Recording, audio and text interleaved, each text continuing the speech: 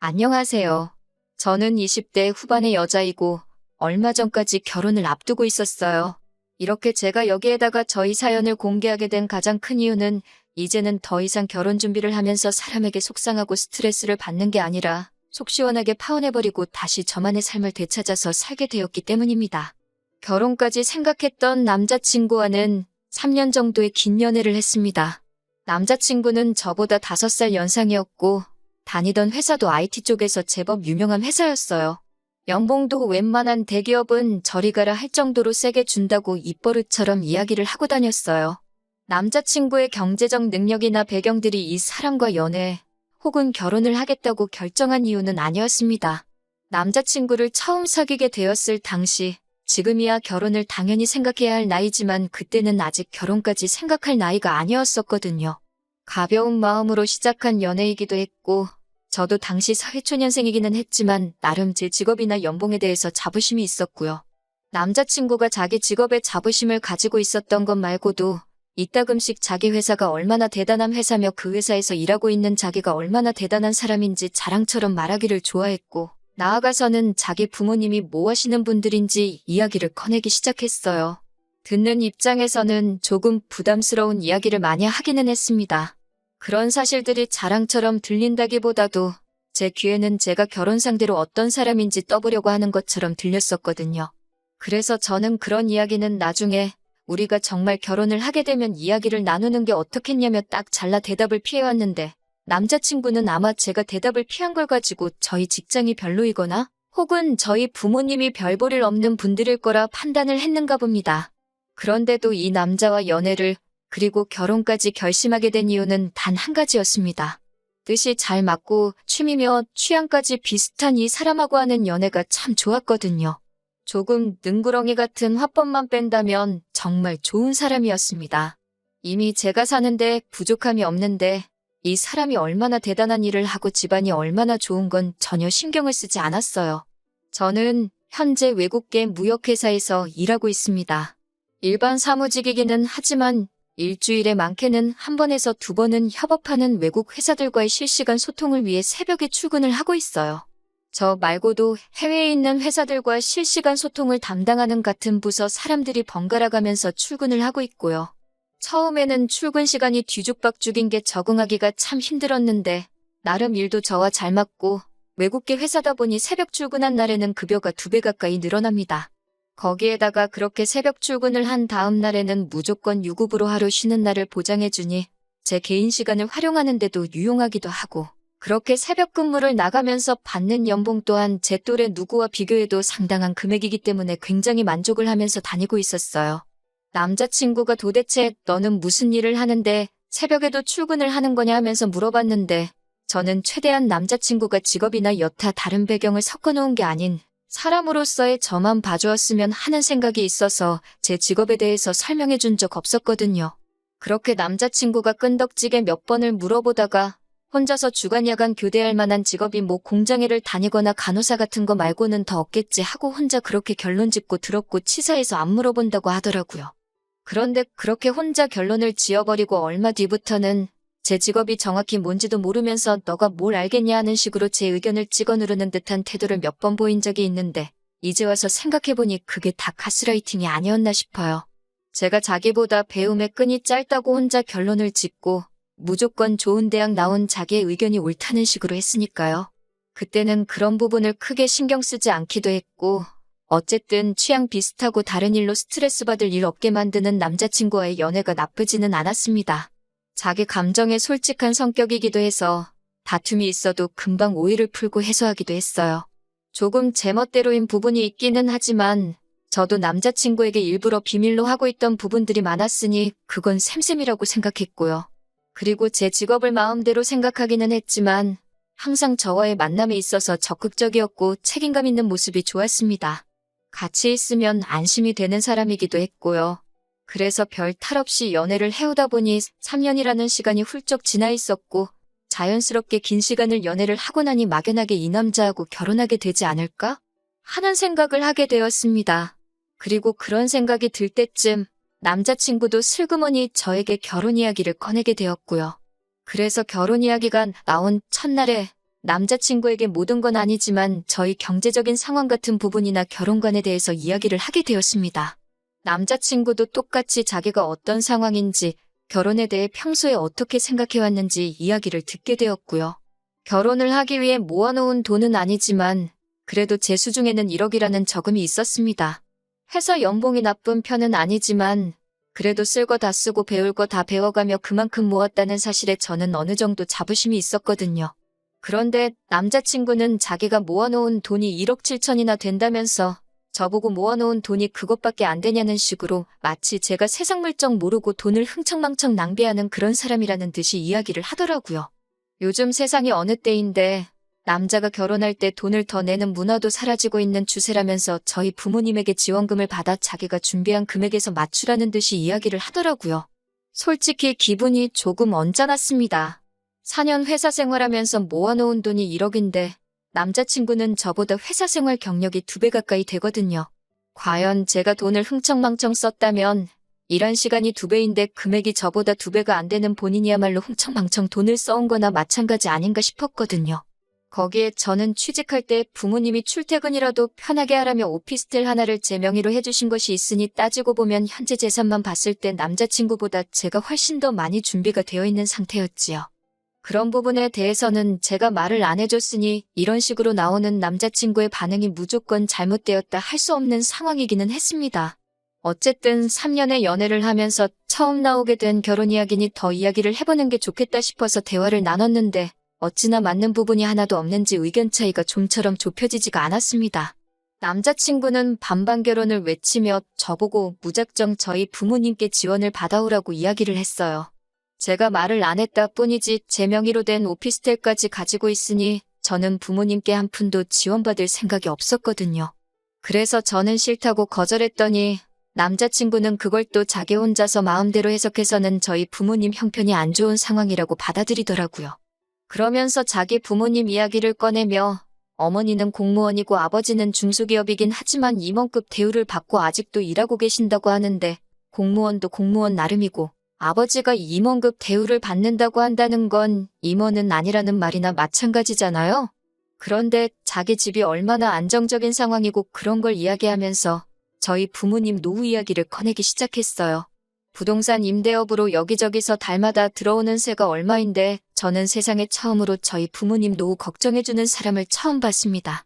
남자친구가 이어서 꺼내는 말이 자기 부모님은 연금도 나올 거고 퇴직금도 상당하니 노후 걱정에 문제가 없을 거라 하는데 너희 부모님은 그게 아니지 않냐면서 어차피 나중에 우리가 어느 정도 생활비를 지원해드려야 하는 상황이면 결혼 전에 최대한 받을 수 있는 데까지 받아내는 게 좋겠다고 말하면서 자꾸 저희 부모님에게 자기가 모아놓은 만큼은 지원을 받아와야 한다고 말하더라고요. 이미 시작부터 기분이 나빠 있었는데 이어지는 이야기에 기분이 확 나빠져서 그러면 우리 부모님이 지원을 해주시는데 그래서 오빠가 모아놓은 돈보다 액수가 많아지면 오빠도 오빠 부모님한테 그 모자란 만큼을 지원받아 올 거냐고 한마디 했습니다. 그 말에는 대답도 안 하고 이죽대면서 일단 돈부터 가져와 보라는 식으로 말하면서 너네 부모님이 그런 돈이 있기는 하냐는 식으로 빈정거리더라고요. 결혼식에 대한 의견도 저와는 많이 달랐습니다. 저는 저희 결혼을 축하해주러 오시는 분들과 부모님들 보고 찾아오실 손님들께 제대로 대접하고 싶어 결혼식 비용만큼은 아끼고 싶은 마음이 없었습니다. 그리고 인생에 아마 한 번밖에 없을 결혼식인데 제가 여자라서 그런지는 몰라도 조금 더 싼 곳을 찾고 타협해가면서 비용을 줄이는 것보다 일단 제 형편이 닿는 선에서 최대한 좋게 하고 싶거든요. 결혼식에 어느 정도의 돈을 투자하고 싶었고 그게 사실 거의 저희 만족을 위해서 그러는 부분이니 결혼식 비용에 대해서는 제가 전부 다 부담할 생각까지 가지고 있었습니다. 하지만 남자친구는 결혼식이 허례허식이니 어쩌니 말하면서 그러니 너가 돈을 그것밖에 못 모은 거라면서 저를 또 깎아내리더군요. 물론 결혼식을 준비함에 있어 신부인 저를 위해 투자하는 돈을 아끼고 싶지 않다는 부분이니 틀린 말은 아니지만 그렇다고 제가 그동안이나 앞으로도 제 자신을 치장하는데 몇백만 원씩 써대고 명품으로 몸을 둘둘 감아서 살겠다고 하는 말이 아니잖아요? 제가 모아놓은 돈이 금액이 적은 것도 아닌데 제가 흥청망청 소비하는 습관을 고쳐주겠다면서 결혼하고 나면 제 월급 관리 또한 자기한테 맡기라는 듯이 이야기하는 게 어이가 없었습니다. 주야 3교대로 일하는 너가 명품 같은 게 뭐가 필요하냐면서 또 제 직업을 걸고 넘어지는데 제 진짜 직업은 알지도 못하면서 저를 자꾸 야간에 공장 다니는 여자 정도로 생각하는데 점점 화가 나더라고요. 그러면서 결혼을 하게 되면 제가 잘 다니고 있는 회사까지 그만두라는 식으로 나왔습니다. 결혼을 하게 되면 집안일은 여자가 해야 되는 건데 그렇게 새벽일 하고 온 다음 날에는 제정신으로 집안일까지 하겠냐고 하면서요. 저는 결혼을 하더라도 제 직장을 포기할 생각이 없으니 그건 싫다고 했습니다. 요즘 가사 도우미가 얼마나 잘 되어 있는지 아냐고 했더니 이번에는 또 그걸 물고 늘어지면서 네 수입으로 가사 도우미 분 돈을 들이고 나면 뭐가 남겠냐면서 처음부터 끝까지 저를 후려치는데 정신이 없더라고요. 또 저도 결혼을 하게 되면 당연히 맞벌이를 하게 될 테니 나름 중요하게 생각하던 게 바로 가사 분담에 관한 일이었는데 이건 뭐 분담을 해서 미리 합의를 하기도 전에 청소며 빨래 같은 건 당연히 제가 하게 될 일이라고 단정지어 말하고 안 써도 될 돈을 뭐하러 쓰냐는 듯이 말을 하고 있었으니까요. 이제 더 길게 이야기할 필요도 없다는 생각이 들기 시작했습니다. 애초에 자기가 하고 싶은 대로 할 거면 말 그대로 집에 식모를 하나 들이면 되는 거지. 저랑 결혼 이야기를 왜 꺼낸 건가 싶은 생각을 했어요. 제가 말하지도 않은 부분을 마음대로 단정지어서 자기가 생각해놓은 대로 제가 따라야 한다니 이런 게 가스라이팅이지 다를 게 뭐가 있는 건가 하는 생각이 들었습니다. 남자친구와 연애가 나쁜 건 아니지만 결혼을 하게 되면 제 직장부터 그 외에 제가 휴무날 누리고 있는 저희 개인적인 시간까지 전부 다 반납해버려야 하는 상황이니까요. 1절도 모자라서 2절에 3절까지 하고 있는 남자친구 말을 중간에 끊어버리고 이제 그만 이야기하라고 한마디 했습니다. 그렇게 결혼하면 내가 지금 혼자 사는 것보다 더 삶의 질이 떨어지는 건데 제가 미쳤다고 그 길을 선택하겠냐고 툭 쏘아붙였어요. 남자친구는 제 말을 듣고도 상황 파악이 안 되는지 자기가 얼마나 대단한 사람이며 저한테 마치 인생 역전의 기회를 주는 건데 너는 그 복을 스스로 차버리려고 하는 거냐는 식으로 반응을 보이더라고요. 그렇게 자기가 잘난 사람이라 생각하니 그 자신과 만나는 제가 자신의 배경만을 보고 인생 역전을 하려는 똥파리 같은 사람으로 보고 있었다는 사실을 풀어버린 거나 다름없는 상황인 거죠. 자기의 스펙이나 벌이 같은 걸 운운하면서 자기가 엄청 대단한 사람이라고 생각을 했고 다른 사람도 당연히 자랑할 만한 좋은 스펙이나 배경을 가지고 있다면 그렇게 떠벌리고 다니는 게 당연한 거라 생각을 했나 봅니다. 그런데 제가 제 스스로 다니는 회사가 얼마나 좋은 곳이며 월급이나 대우가 얼마나 좋은지 우리 부모님이 무슨 일을 하시며 재산이 얼마나 있고 노후 준비 걱정 하나도 안 해도 된다고 자랑을 하지 않는다고 그런 저를 그저 그런 사람으로밖에 생각하지 않았다는 게 우스울 따름입니다.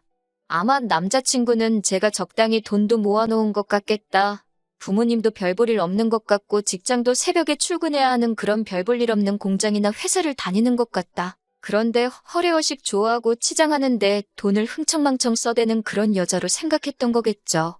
그러니까 자기와 결혼 이야기를 하면서 결혼식 비용만 똑같이 맞추면 마치 저를 자기 아내로 삼아주겠다. 그러니 내 아내가 되면 집안일이고 다 도맡아서 하면서 자기 어머니에게 바통을 이어받아 자기 뒷바라지를 해주는 식모살이를 하거라 하는 거나 마찬가지였으니까요. 아무튼 남자친구와 헤어지자 말하고 그렇게 다시 혼자가 되었습니다.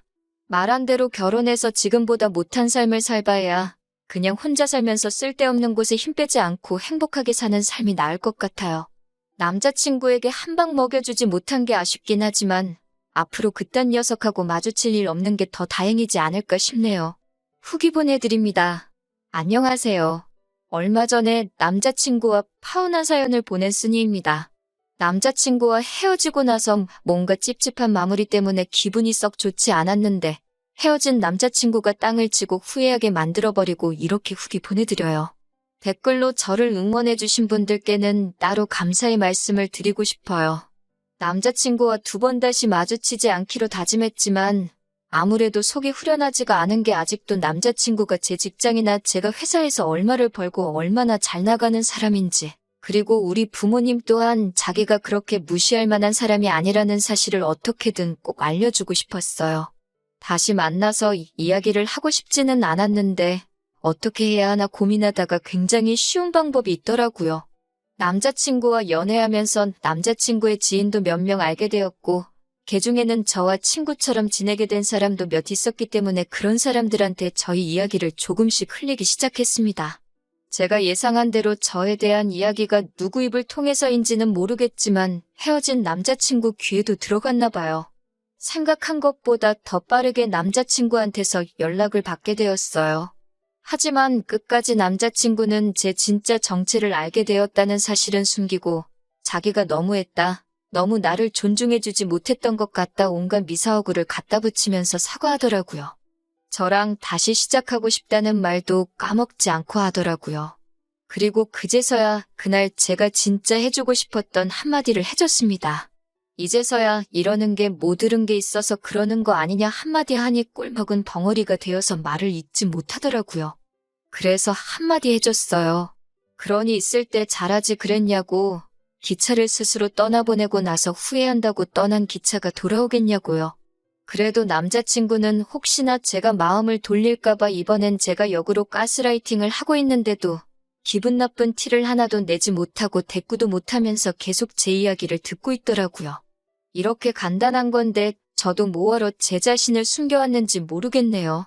제가 앞으로 만날 사람은 저의 배경이 아니라 저라는 사람 그 자체를 좋아해주는 사람을 만나고 싶은 마음은 여전하지만 그래도 앞으로는 자기 잘난 맛에 다른 사람 까내려가며 무시하는 그런 사람을 만나지는 말아야겠네요.